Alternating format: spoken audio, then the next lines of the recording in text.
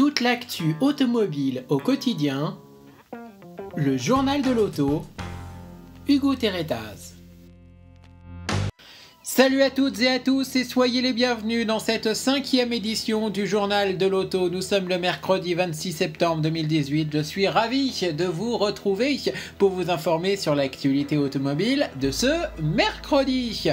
Et n'hésitez pas à réagir à l'émission sur les réseaux sociaux avec le hashtag journal auto et vous pouvez également vous abonner au compte Twitter officiel de l'émission @journalauto. Aujourd'hui, on va parler nouveautés, on va également vous parler du Mondial de Paris 2018, sans oublier du reste de l'actualité. Et ce que je vous propose d'ailleurs, sans plus tarder, c'est qu'on découvre ensemble dans quelques instants le sommaire du journal de l'auto de ce mercredi 26 septembre 2018.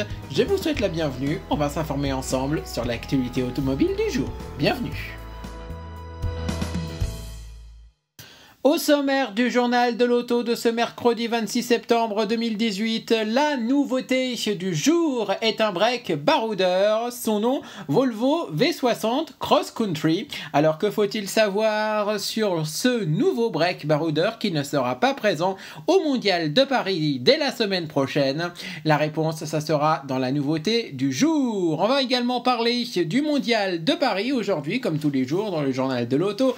Et au programme aujourd'hui, comme je vous l'ai annoncé hier, je vais tout vous dire sur le numéro exceptionnel de 90 minutes enquête que Tatiana Silva présentera le mardi 9 octobre 2018 à 21h sur TMC, consacré justement au Mondial de l'auto. Je vais vous présenter le pitch de cette émission. Alors de quoi elle va parler, quel sera le titre de cette émission qui sera rediffusée également quelques jours plus tard sous un autre titre, mais ça sera exactement le même reportage. La réponse, ça sera dans les news du Mondial de Paris. Aujourd'hui, Hyundai a dévoilé sa nouvelle i30 Fastback N. Je vais vous la présenter dans cette édition du journal de l'auto et dans les news du Mondial de Paris. Je vais également vous parler d'une Citroën C3 un peu particulière, dessinée par le créateur Jean-Charles de Castelbajac.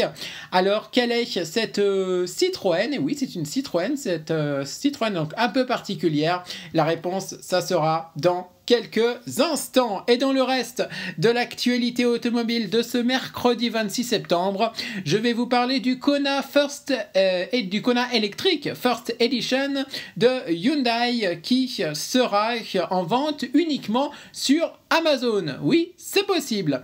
Je vais également vous parler de Dieter Zetsche. Vous le connaissez peut-être pas. Eh bien, c'est le patron de Mercedes, l'emblématique patron à moustache. Eh bien, il va quitter ses fonctions dans quelques temps, en 2019 exactement. Je vais vous présenter son successeur. Et je vais également vous parler de l'Alpine A110 et son configurateur qui est enfin en ligne. Oui, pour ceux qui aiment bien configurer les voitures sur Internet, eh bien, cette info vous concerne. Et je vais également vous parler de la Peugeot 308 GTI qui est de retour au catalogue de Peugeot après quelques mois d'absence. Et oui, en mai dernier, Peugeot avait décidé de stopper la production, d'interrompre la production de la 308 GTI. Alors pour quelle raison? La réponse, ça sera dans quelques instants et je vais tout vous dire donc sur les nouveaux moteurs de la 308 GTI et vous dire ce qui a changé entre celle qui était en vente jusqu'en mai et celle qui est en vente à partir de maintenant. Je vous rappelle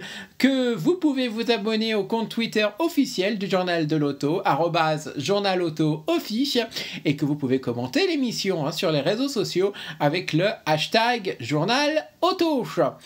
Et nous débutons tout de suite le journal de l'auto de ce mercredi 26 septembre 2018 avec toute l'actualité du Mondial de Paris. C'est parti! Mondial de Paris 2018. Les news.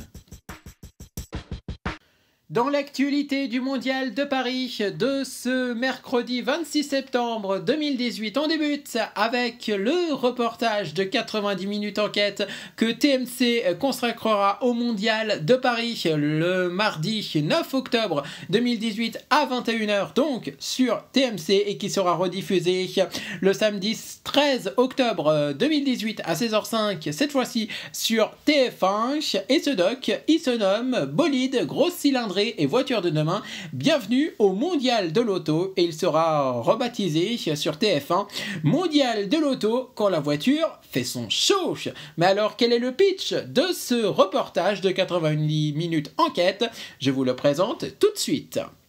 120 000 mètres carrés d'exposition, près d'1 million de visiteurs attendus, 10 000 journalistes venus du monde entier, ou encore plus de 80 nouveaux véhicules présentés en première mondiale. Le Mondial de l'automobile de Paris 2018 est un événement hors norme et un rendez-vous incontournable de l'automobile. Cette année, le salon souffle ses 120 bougies.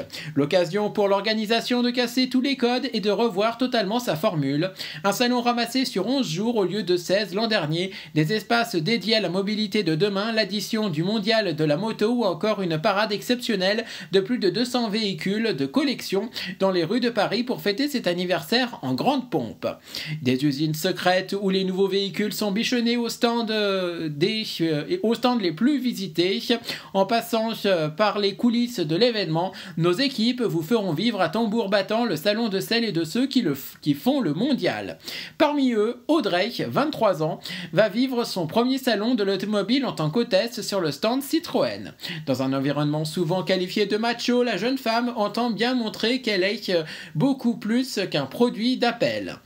Pierre, le chef, ou plutôt le patron de la marque de moto Indian en France, a dépensé sans compter pour son stand. Il veut y révéler une nouveauté très attendue et attirer à lui de nouveaux clients. Chef d'orchestre discrète de l'événement, Sylvie, la directrice logistique du salon, passe son mondial à courir, prévoir, calculer et régler les urgences. Des stands en construction, au coup de chaud du salon, elle nous entraînera dans sa course pour réussir cette nouvelle édition. Ambassadeur de l'édition 2018, l'acteur, fou de voiture, Arnaud Ducret, nous fera vivre son salon tout en humour et dérapage contrôlé. Le salon a également une partie cachée, un monde de rêve et de luxe pour les visiteurs privilégiés. Entre voitures d'exception et clients traités avec les plus grandes attentions, nous vous emmènerons au cœur des espaces et événements secrets, voire inaccessibles du Mondial de l'auto. Je rappelle donc le titre de ce reportage de 90 minutes enquête sur le Mondial de l'auto 2018 qui sera diffusé le mardi 9 octobre 2018 à 21h sur TMC. Il s'appellera Bolide, grosse cylindrée et voiture de demain. Bienvenue au Mondial de l'auto, et il sera rediffusé le samedi 13 octobre 2018 à 16h05 sur TF1 avec le titre Mondial de l'auto quand la voiture fait son show.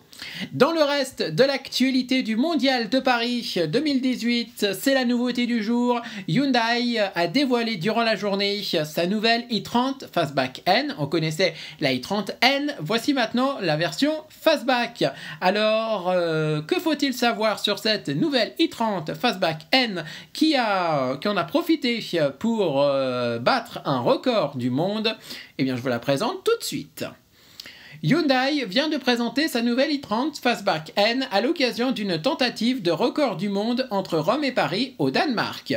Comme promis, Hyundai vient de dévoiler sa i30 Fastback N à l'occasion d'un record du monde.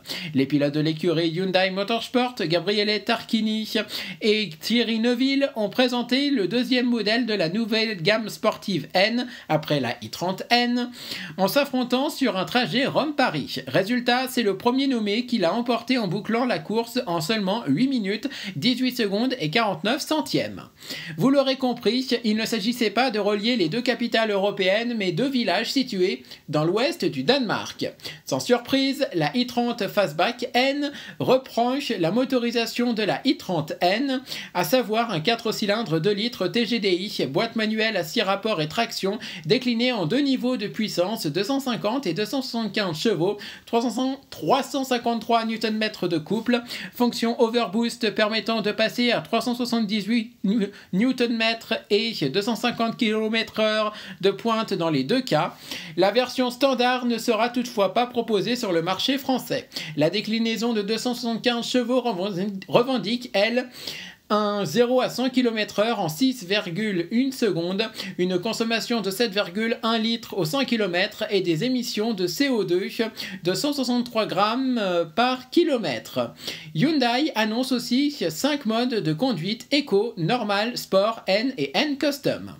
Côté design, le nouveau venu se distingue en mêlant la ligne de coupé 5 portes de la i30 Fastback et l'agressivité de la i30N. À l'avant, on retrouve notamment une calandre et un bouclier propre au label N, tandis qu'à l'arrière s'installe un bouclier exclusif, une double sortie d'échappement et un spoiler. À l'intérieur, cette version N est calquée sur la Fastback classique et sage. Elle reçoit toutefois un volant N exclusif, des surpiqûres rouges sur les sièges, le pommeau de levier de vitesse et des contours d'aérateur également teints en rouge.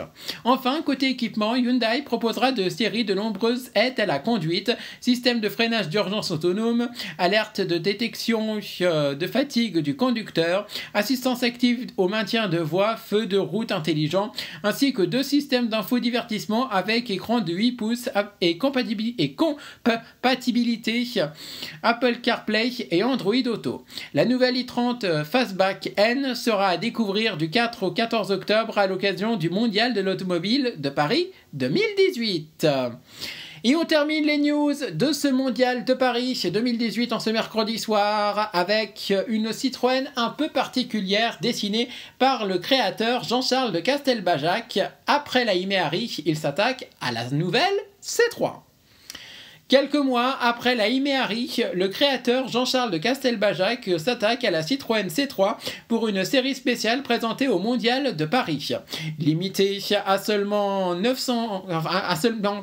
99 exemplaires, elle sera uniquement vendue en ligne.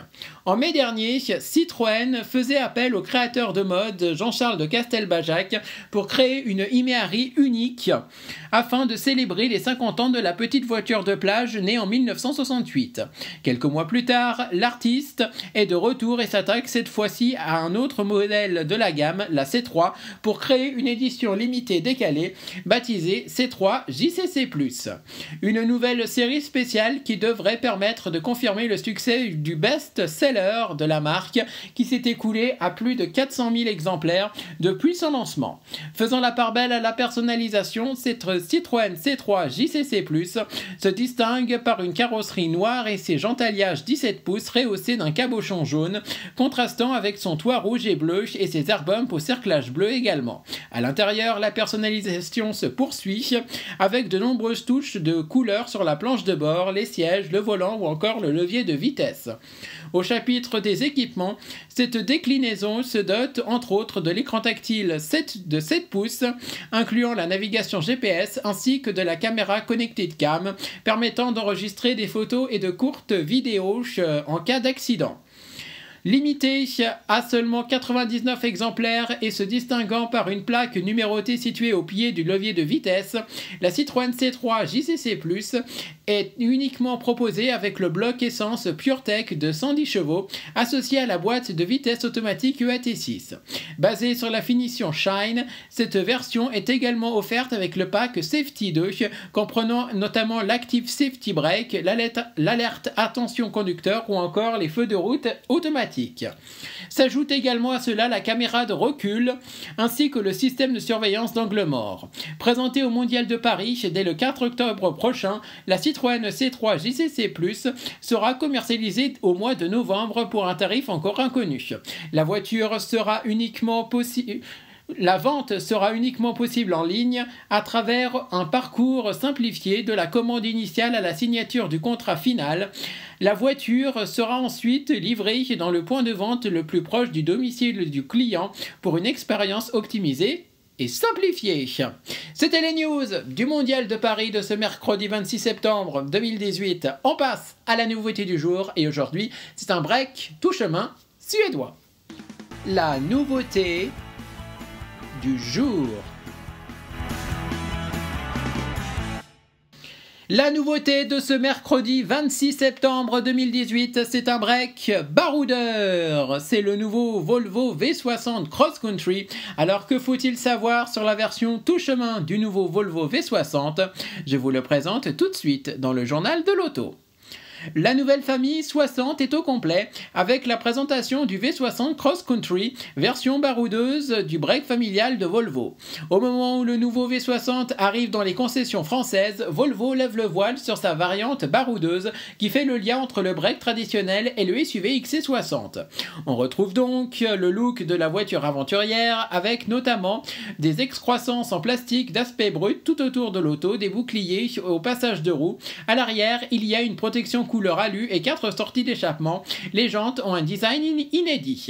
Pour pouvoir crapahuter, cette version voit sa garde au sol relevée de 75 mm.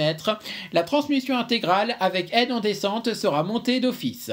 En Europe, le Cross Country débutera sa carrière avec l'essence T5 et le diesel T4. Le T5 est un 4 cylindres de 250 chevaux avec un couple qui culmine à 350 Nm. Le D4 est un 4 cylindres de 190 chevaux. Le couple maxi est de 400 Nm. Preuve que le Suédois n'en a pas vraiment fini avec le gazole. La boîte de vitesse automatique à 8 rapports est de série. Volvo précise que la gamme sera par la suite étoffée avec des variantes hybrides light et surtout hybrides rechargeables. L'habitacle ne profite pas d'un traitement particulier. Il est donc identique au V60 classique avec une ambiance typiquement Volvo, savant mélange de tradition et de modernité avec notamment le désormais bien connu écran tactile faisant office de console centrale. Le volume de coffre est de 529 litres. La date d'arrivée dans les concessions n'a pas été précisée. Vous savez tout sur la nouveauté de ce mercredi 26 septembre 2018, le nouveau Volvo V60 Cross Country. Je vous rappelle que vous pouvez réagir à l'émission sur les réseaux sociaux, hashtag Journal Auto, et que vous pouvez vous abonner au compte Twitter officiel de l'émission, @Journal Auto Office. Allez, tout de suite, on passe au reste de l'actualité automobile de ce mercredi. Le reste de l'actu auto du jour. Dans le reste de l'actualité automobile de ce mercredi 26 septembre 2018, on commence avec Hyundai qui va vendre en exclusivité son Kona électrique First Edition sur Amazon et cette vente, elle a débuté depuis lundi. Hyundai a conclu un partenariat avec le site Amazon afin de proposer à la vente 20 exemplaires du Kona Electric First Edition. Toutes ces unités sont proposées en exclusivité sur Amazon depuis le lundi 24 septembre et ce, pendant les 20 prochains jours. Selon le constructeur coréen, cette vente sur Internet permet à la marque de sortir du cadre habituel du marché de l'automobile et de proposer une nouvelle forme de consommation. Pour ce faire, les clients devront se rendre sur Amazon afin d'acheter un bon d'achat de 1 000 €. Par la suite, ils devront se rendre dans une concession de la marque pour payer le montant restant et procéder aux formalités administratives. Une fois l'achat validé, le client recevra son Kona électrique ainsi qu'un coffret contenant une plaque et un porte-clés numéroté. Le Hyundai Kona électrique est un SUV 100% électrique. Il est disponible avec une motorisation de 136 chevaux et une seconde forte de 204 chevaux. La première offre une autonomie de 312 km tandis que la seconde permet au Kona électrique de parcourir jusqu'à 482 km. Selon le cycle WLTP. Quant au prix, le Kona électrique démarre à partir de 38 400 € pour la version équipée du moteur électrique de 204 chevaux. Le prix s'élève à 42 400 €. On poursuit l'actu avec le patron de Mercedes, Dieter Zetsche, qui va quitter ses fonctions l'an prochain. Dieter Zetsche, l'emblématique patron à moustache de Daimler et donc Mercedes, quittera ses fonctions en 2019. Même s'il conservera un poste au comité directeur, il sera remplacé à la tête de Mercedes par Ola Källenius, chef du développement de la marque à l'étoile. À la tête de Mercedes depuis 2005, le charismatique Dieter Zetsche va prendre un peu de recul l'an prochain. L'homme va en effet quitter son poste de patron de Daimler et de Mercedes, mais il ne délaissera pas pour autant le géant allemand, puisqu'il restera sera au comité directeur. Dieter Zetsche, qui est chez Mercedes depuis 1976, aura toutefois le temps de la passation de pouvoir puisque son successeur, qui n'est autre qu'Ola Källenius, responsable actuel du développement de Mercedes, ne prendra ses fonctions qu'en 2021. La transition se fera donc en 2 ans, le temps que les choses se fassent en douceur pour le nouveau venu, âgé de seulement 49 ans. Il remplace un patron de 65 ans qui quitte une entreprise en pleine forme, avec une place de numéro 1 des ventes dans le segment du premium à l'échelle mondiale, même si BMW semble menacer cette domination cette année. Pour Mercedes, il s'agit de poser suffisamment tôt les fondements d'une succession adaptée aux défis de la transformation du secteur automobile et des transformations. Il risque d'en avoir un paquet avec l'arrivée des modèles électrifiés EQ et de la conduite autonome. Un sacré défi attend donc Ola Källenius. On va parler maintenant de l'Alpine A110 et de son configurateur qui est enfin en ligne sur le site officiel d'Alpine. Les voitures de sport et de prestige ont souvent droit à de jolis configurateurs en ligne avec de belles images et tout un tas d'options. Pour l'Alpine A110, il aura toutefois fallu se montrer patient. Le voilà, enfin, le configurateur qui vous permet de concocter l'A110 de vos rêves. Alpine a enfin mis en ligne le configurateur de l'A110 avec l'arrivée des versions pures et légendes qui ne sont pas limitées en nombre. Même s'il faudra être particulièrement patient, les clients de la première édition ne sont toujours pas tous livrés et il en reste encore un certain nombre en attente. Il est donc possible de commander une A110 à nouveau. Le configurateur en ligne, bien que n'étant pas totalement définitif, est plutôt fluide et bien construit. Il nous permet surtout de voir ce que peut donner l'A110 dans des configurations peu connues jusqu'ici, comme une variante légende avec le cuir brun. À la fin, il vous est proposé d'opter pour des options et accessoires comme le support pour caméra sportive, histoire d'enregistrer vos tours sur circuit. Les rétroviseurs chauffants et rabattables électriquement, ainsi que la télémétrie Alpine, par exemple, sont en option, même sur le plus haut niveau légende. Fait intéressant. Alpine propose la protection prise ODB. Rappelons qu'il s'agit de la connexion de diagnostic du véhicule et que c'est ce dont se servent les voleurs en général sur les modèles du groupe Renault, une option à 99 € qui doit absolument être prise selon nous. Et on termine enfin avec la Peugeot 308 GTI qui est de retour après avoir été interrompue, après l'interruption de la production en mai dernier. Peugeot a donc mis ses moteurs à jour et la 308 GTI est de retour et elle en profite pour prendre du poids mais perdre quelques chevaux. En mai dernier, Peugeot a stoppé temporairement la production de la 308 GTI. La sportive à la française rejoindra de nouveau les chaînes de montage au mois d'octobre 2018 avec quelques changements à la clé. Pour rappel, la Peugeot 308 GTI a été retirée car elle ne respectait pas la nouvelle norme d'homologation Euro 6 DTEMP. Aujourd'hui, c'est chose faite avec, entre autres, l'adoption d'un filtre à particules qui va permettre à la sportive de contenir son taux d'émission. En revanche, Peugeot a également dû revoir la mécanique de la 308 GTI. Selon nos confrères du site largus.fr, le moteur 1,6 L PureTech ne développe désormais plus que 263 chevaux contre 270 chevaux auparavant. Cela dit, les performances de la GTI restent inchangées avec un 0 à 100 km/h plié en 6 secondes et un 1000 mètres départ arrêté réalisé en 25,3 secondes. Plus étonnant, et selon la même source, la Peugeot 308 GTI aurait grossi de 110 kg. Son poids passerait donc de 1205 à 1315 kg à vide. Reste à l'essayer sur le circuit pour savoir si cet embonpoint lui fait pas défaut. Enfin, comme le mode de calcul du cycle WLTP est plus exigeant, la Peugeot 308 GTI émet 148 g de CO2 par kilomètre contre 139 g de CO2 par kilomètre par le passé. Ainsi, les clients devront payer un malus de 2010 €, 2153 € en 2019, alors qu'il était de 953 €. Toutes ces nouvelles ne font franchement pas ravir les fans de la 308 GTI qui devient plus lourde et plus chère à l'achat. Outre la hausse du malus, la 308 GTI sera affichée à 39 900 €, soit une hausse de 200 €. On a fait le point sur l'actualité automobile de ce mercredi 26 septembre 2018 dans le journal de l'auto. Toute l'actu automobile au quotidien, le journal de l'auto, Hugo Terretaz. C'est la fin de cette nouvelle édition du journal de l'auto en ce mercredi 26 septembre 2018. J'étais ravi de vous l'avoir présenté. On se retrouve demain. Nous serons le jeudi 27 septembre 2018 et on va continuer à s'informer sur l'actualité automobile du jour. En attendant, continuez à commenter l'émission sur les réseaux sociaux avec le hashtag Journal Auto et à vous abonner au compte Twitter officiel de l'émission.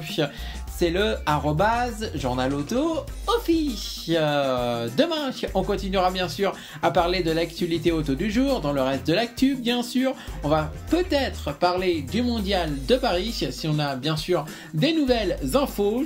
Et on continuera bien sûr à vous informer tous les jours sur l'actualité automobile. C'est ça le principe du journal de l'auto. Je vous souhaite encore un agréable moment à toutes et à tous.